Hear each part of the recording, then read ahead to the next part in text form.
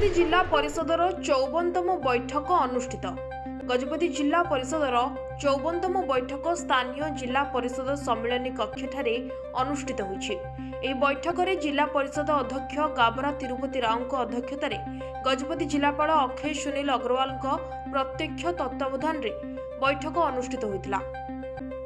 एही बैठक में जिला परिषदर उपाध्यक्षा श्रीमती कुंतला मल्लिक, पारला विधायक रूपेश पाणिग्राही, मोहना विधायक दाशरथी गमांग, ब्रह्मपुर सांसद प्रतिनिधि नवकिशोर सबर, मुख्य उन्नयन अधिकारी तथा कार्यनिर्वाही अधिकारी जिला परिषद दयामय पाढ़ी प्रमुख मंचासीन थिबा बेले जिलार समस्त जिला परिषद सभ्य सभ्या ब्लॉक अध्यक्ष अध्यक्षा समस्त जिला स्तरीय अधिकारी और लाइन विभागीय अधिकारी उपस्थित रहिथिले।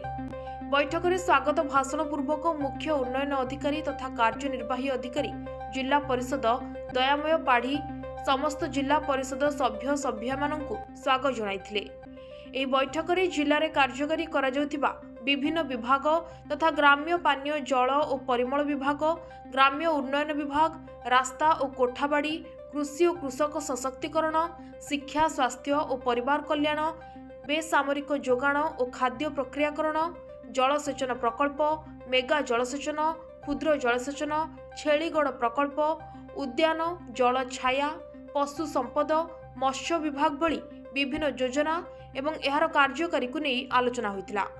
एही बैठक में अतिरिक्त निर्वाही अधिकारी जिला परिषद श्री पृथ्वीराज मंडल, प्रकल्प प्रशासक समन्वित आदिवासी उन्नयन संस्था पारलाखेमुंडी श्री अंशुमान महापात्र, जिला पंचायत अधिकारी श्री अशोक कुमार पट्टनायक समेत समस्त जिला स्तरीय अधिकारी प्रमुख उपस्थित रहिथिले।